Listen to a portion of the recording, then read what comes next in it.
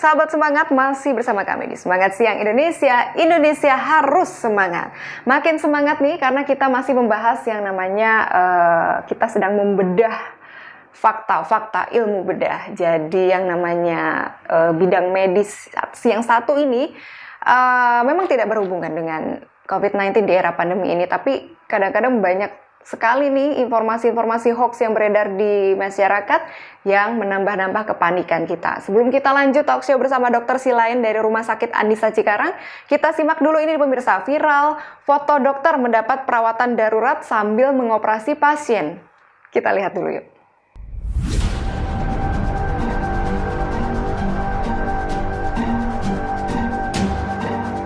Sahabat semangat, salah satu pekerjaan mulia di dunia ini adalah sebagai seorang dokter. Profesi tersebut tentu mengharuskan seseorang untuk mementingkan pasiennya daripada kepentingan pribadi. Namun, anggota medis juga hanya manusia biasa yang tidak tahan terhadap rasa sakit yang dirasakannya. Dedikasi seorang dokter untuk menyelamatkan pasiennya terbukti dalam unggahan foto yang beredar di media sosial. Pasalnya, beredar foto viral di media sosial ini memperlihatkan seorang dokter bedah sedang melakukan operasi sambil dirinya juga sedang dirawat oleh rekannya. Dilansir dari Detik Health, dalam Facebook China Global TV Network yang mengunggah foto tersebut menyebut sosok dokter ini adalah Li Xin dari Chenzhou Children's Hospital. Dokter tersebut dilaporkan sudah lebih dari 4 jam mengoperasi pasien ketika lehernya mulai sulit untuk digerakkan. Prosedur operasi yang berlangsung selama berjam-jam ini membuat Dr. Li meminta bantuan timnya di dalam ruang operasi untuk menyuntikkan terapi anestesi darurat di lehernya selama dia bekerja. Pemandangan tak biasa ini sontak menjadi perbincangan viral di media sosial. Banyak warganet terkejut dan memuji pengorbanan, ketekunan, dan komitmen Dr. Li terhadap pekerjaannya. Dedikasi tinggi inilah yang patut dijadikan contoh bagi semua masyarakat dalam memegang tanggung jawab dan tugasnya. Masya Allah, kita tanya bagaimana pengalaman Dr. Silain, dokter spesialis bedah Rumah Sakit Anissa Cikarang. Dokter, bagaimana tanggapannya dok melihat rekannya seperti ini?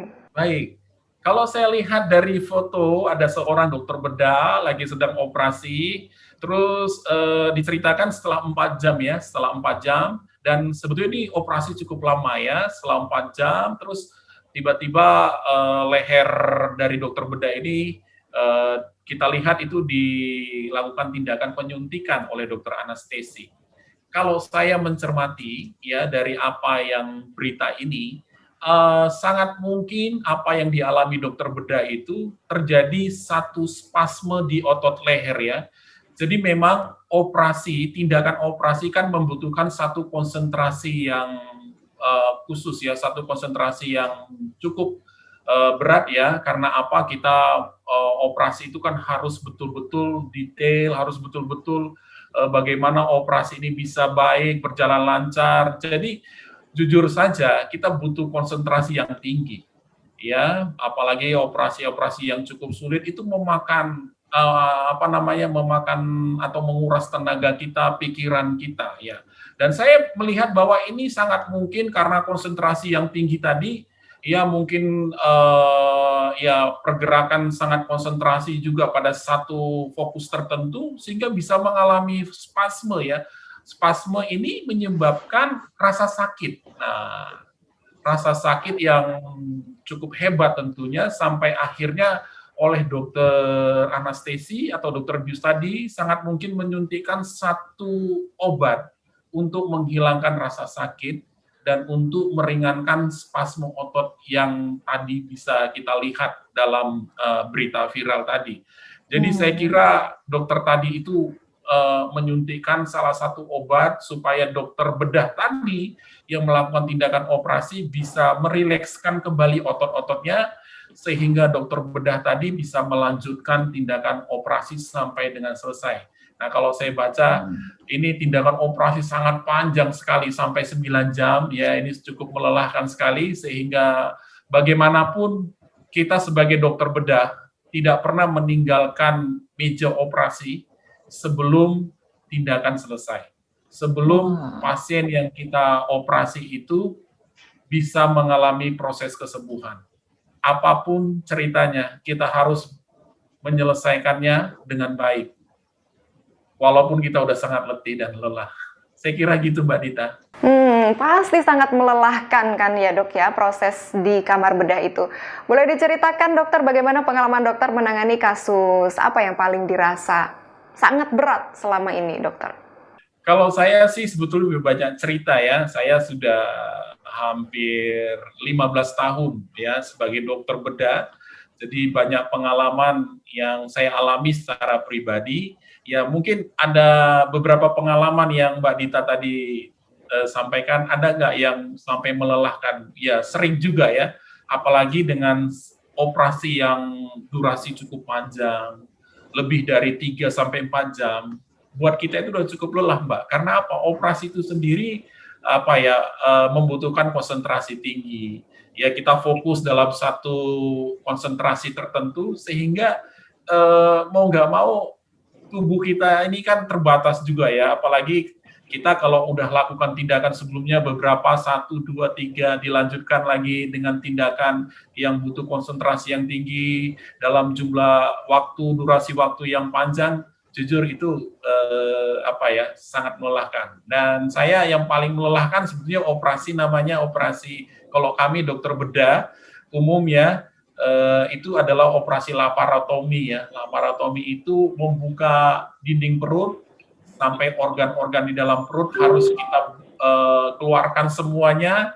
Kita cari tahu penyebab dari masalah dari pasien tersebut. Kalau infeksi harus dicuci-cuci dan nyuci itu cukup lama Mbak. Apalagi kalau kotorannya sudah kotorannya itu sudah memenuhi rongga perut, kita harus keluarkan semua ususnya, kita harus bersihkan semuanya dan kita harus perbaiki yang rusak. Itu butuh waktu dan butuh konsentrasi yang tinggi. Nah, itu yang kadang kita juga berpikir, apakah yang kita lakukan ini akan menjadi baik buat pasiennya. Tapi sekali lagi, saya setiap mau operasi selalu berdoa dulu. Yang kita lakukan ini semoga diridhoi oleh Tuhan, diberkati Tuhan, sehingga hasil operasinya baik dan pasien bisa sembuh oleh karena apa yang kita lakukan, juga oleh karena pertolongan daripada Tuhan. Masya Allah, semoga selalu diberikan kesehatan dokter. Tapi kalau biasanya dokter sedang berjuang di dalam kamar operasi, biasanya dokter bedah itu akan ditemani oleh rekan dokter spesialis apa saja dok? Ya, jadi di kamar operasi itu kita tidak bisa kerja sendiri Mbak Dita. Kita ada tim di kamar operasi. Kita yang pasti ditemani oleh dokter spesialis anestesi atau dokter bius. Jadi kita secara umum dibagi dua, ada dokter yang melakukan pembiusan, nah kami dokter bedah yang melakukan tindakan pembedahan. Nah, dokter bedah sendiri itu dibantu oleh asisten, ya ada asisten operator namanya. Ya, jadi biasanya kita ada 3 orang sampai 4 orang. Jadi selain saya ada asisten operator, nanti ada juga asisten instrumentasi yang akan menyiapkan alat-alat untuk yang dibutuhkan untuk dilakukan tindakan pembedahan tadi.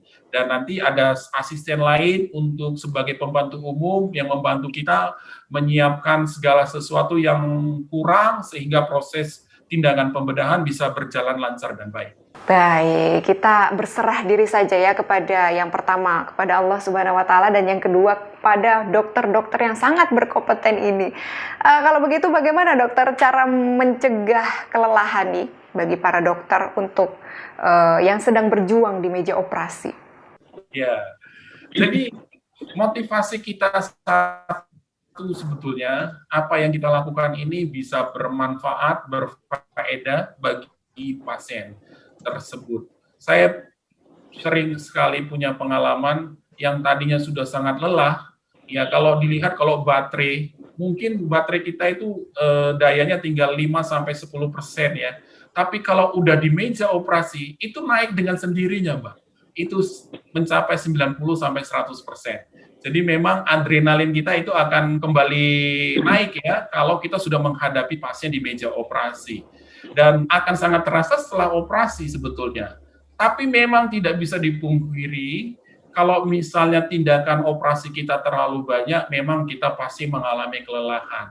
Nah, saya suka bilang, ayo putarin musik dong, biar kita lebih rileks, itu yang pertama. Terus kalau udah sangat letih ya memang kadang kita minta kursi Mbak Dita. Sambil kita bisa duduk sebentar ya, kadang-kadang operasi sambil duduk tapi masih bisa terlihat medan operasi, kita duduk ya karena kaki mau nggak ya kita kaki mau nggak mau memang dalam kenyataannya sudah mulai terasa capek ya, kita setiap hari harus berdiri lama dalam bekerja, ya jadi akhirnya bisa ngambil kursi, ya sambil kita duduk, kita lakukan tindakan operasi. Baik, Dokter Silain, kita akan membahas yang berhubungan dengan COVID-19 ya, usai jeda berikut, tapi tetaplah bersama kami pemirsa di Semangat Siang Indonesia, Indonesia harus semangat.